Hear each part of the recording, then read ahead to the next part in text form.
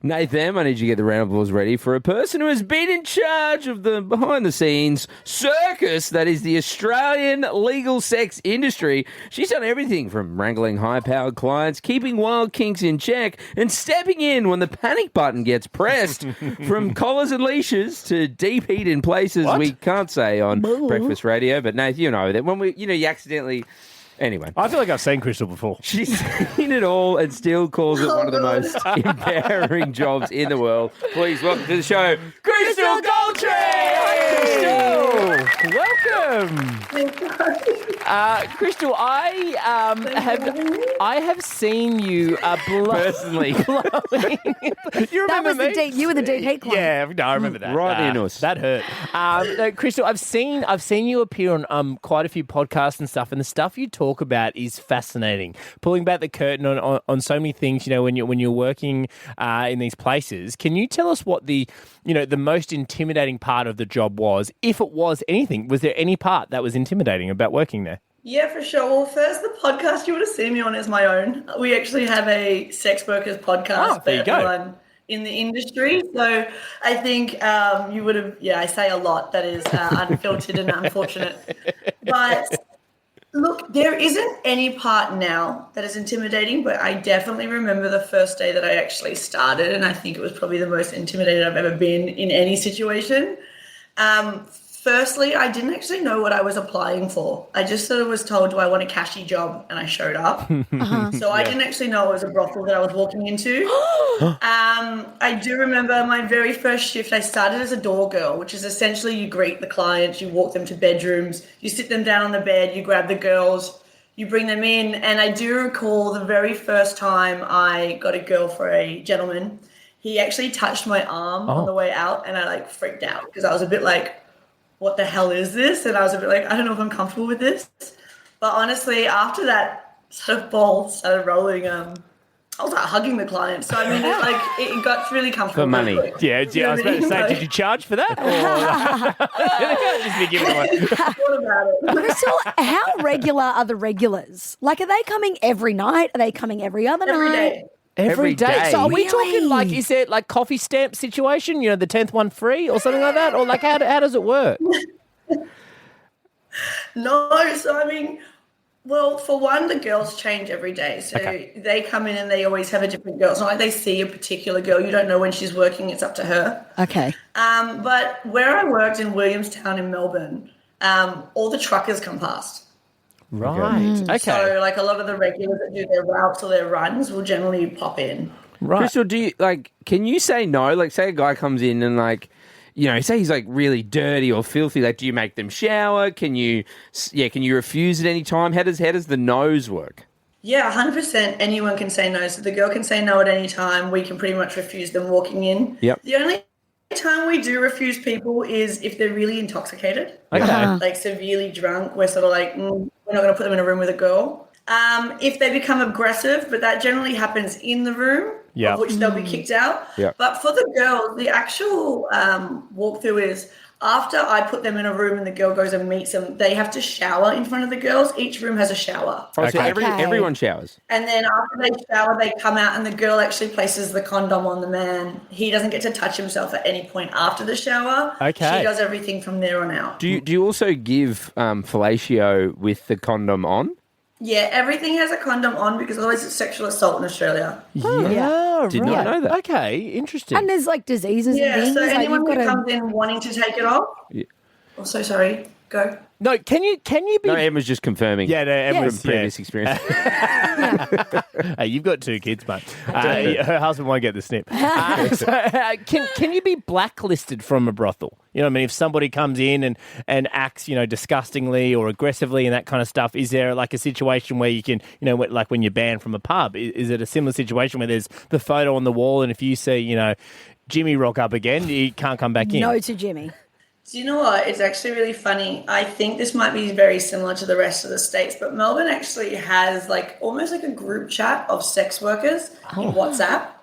And people do get blacklisted through every part. So if you're blacklisted from the brothels or strip clubs and stuff, your photo, your description and why gets sent around and no one will take your jobs.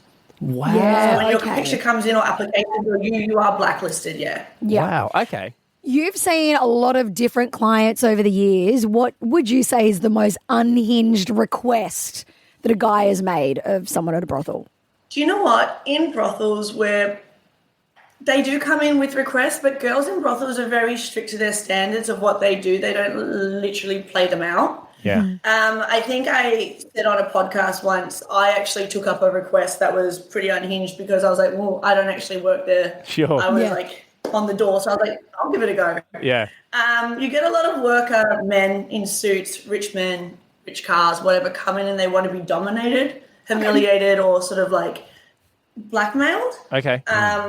So they sort of come in and ask for things like, I think you guys would have heard, walked on leashes in lingerie. They will supply you emails to their workplace as blackmail, so they do what you say. Oh. I mean, Is this because A lot of they're them in want to be high-powered? whipped or teased. wow. Is this because they're in high-powered Yeah. positions and they want to be dominated then in the bedroom? Yeah, I guess a lot of them literally, especially people with that sort of kink, are very high powered, or they have a lot going on that they can't actually be a submissive at all. So behind closed doors, they like that opportunity. And I don't know why it falls into that sort of category of being dressed up as a woman or walked around in public with their face covered, but it does. Crystal, I heard you on your podcast talking about the fact that some guys, so much so, they want you to almost have like their actual wife like on speed dial or get ready to send a photo to their wife. Is that true? And like, what kind of level of danger are we playing with here? It definitely is. So they will give you a list of blackmail. So it'll be like their CEO, their HR department, their wives, whatever, and then they will let you have particular images of which they're trusting you with this. So I guess that's where sex workers come into play, because there is no malicious content behind what we do. Sure. So they will give you that sort of information, and then they will ask you to tell them to do things. There is always a safe word. If there's too far, they do get to call that. But we're not really pushing it outside the boundaries of what we know they're kind of into. Crystal, could you give me or give us some safe words? Because I think the cliche one is like everyone says pineapple. But like, what are some of the stranger or odder safe words you've had? Do you know, this is probably going to sound super disturbing, but it's normally a child or a pet's name. Oh. Whoa. Like their child and their pet? I mean, I've never personally asked, but it generally is sort of along those lines, yeah. Wow. I just can't imagine, being in the middle of something and yelling my dog's name out. Baxter, Baxter, Baxter. I've heard you do that. I've run out of peanut butter. I guess it might just be an easy name to remember. Yeah, no, that's true. That's a good point. It's an easy name to remember. Hey, Crystal, do people ever come in asking for discounts? You know what I mean? Because I assume, do they pay beforehand? Or do they negotiate? Yeah, do they? So they would pay beforehand. But I imagine if they've come in and they've got this fantasy, and what happens if they've finished earlier than what they paid for? Do so they you pay come for out, an hour, but then you're done in 10 minutes. What happens? And then they come out and they go, "Oh, look, I've finished earlier. Can I have a refund?" Yeah, sure. So, look, there actually has been circumstances where people have asked for refunds. I'll tell you about that in a second. But what actually happens is, in the brothel as such, is you pay to me first. Okay. And you pay for either 20 minutes, half an hour, 45 or an hour. Okay. You're more than welcome to extend in the room, of which then you will give the girl to the money. She will come out, pay me, and then we extend. Money is always given first before anything happens. Okay. But what you pay me for is literally oral, massage, and sex. That doesn't include kissing, touching, head on her, anal, anything. Okay. So in the bedroom is when you negotiate those prices. Right. We don't see that. That is all what the girl takes, and that's hers. None of our business. Right. Okay. And then what kind of tell us about the discounts that people have asked for, or refunds. So 20 minutes is pretty cheap. It's like $120, guys. I won't allow any girl to do 20 minutes. I'll pretty much tell the guy, leave otherwise, because it's like not worth anyone's time. Sure. But a lot of them will come out, and if they haven't come, which is not in the fine print, it doesn't say guaranteed, they will come out and request their money back. Because they didn't get there. And sometimes if they do an hour, they believe they should come twice, and they'll come out and they'll complain to me, of which I'll pretty much tell them to bugger off because I could not care. We actually have a sign in our toilets that says, do not complain to management because we don't care. Yeah. So, I mean, it couldn't be more... What about like a jizz tax? Yeah. Anyway, what about like performance issues? Like obviously these men are going there to have sex, but sometimes they just can't get it up? Does that happen? Yeah, and again, not our issue. Yeah. So you keep She's the money. performing her job. We don't care how you perform. Wow. Well, that's on you. Yeah. Okay. So interesting. Right. Like, has anyone ever come out and the girl... Okay, what happens? What happens if somebody does, get aggressive and uncomfortable and you need this person to be removed? Is there a security guard in there or does that responsibility fall on yourself and on the girls?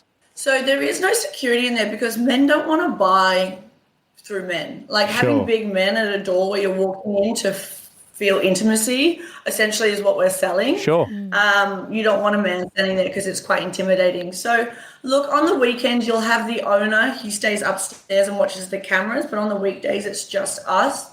If there is something that goes down, she'll either walk out and tell me, or there is an emergency button in every single one of the rooms. Okay. If that emergency button is pushed, I'm your first point of call. I will come, knock on the door and open it. We have no locks on our doors. Yep. Nothing is ever locked.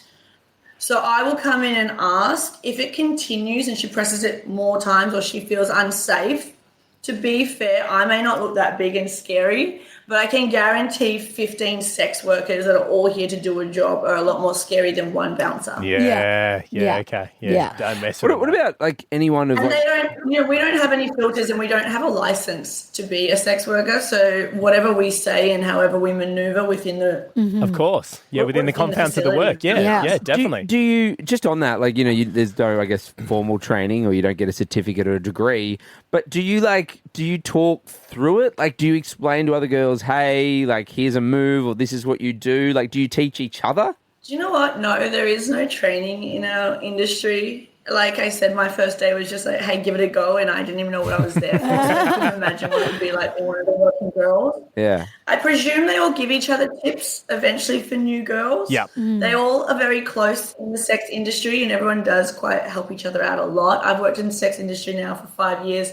I do OF myself. I've done, private parties and stuff like that. So you learn from the girls that you're with, but there isn't like training on how to handle something. Sorry, you go. No, I was just going to ask, have you had someone really, really famous turn up to your brothel? And I know you can't obviously like say who it is, but if they were really famous, are they like A-grade celebrities? Are they in the acting world? Are they like a recording artist, footy players? Look, no shade on the brothels I've worked in, but if an A-grade celebrity showed up, I'd be questioning it.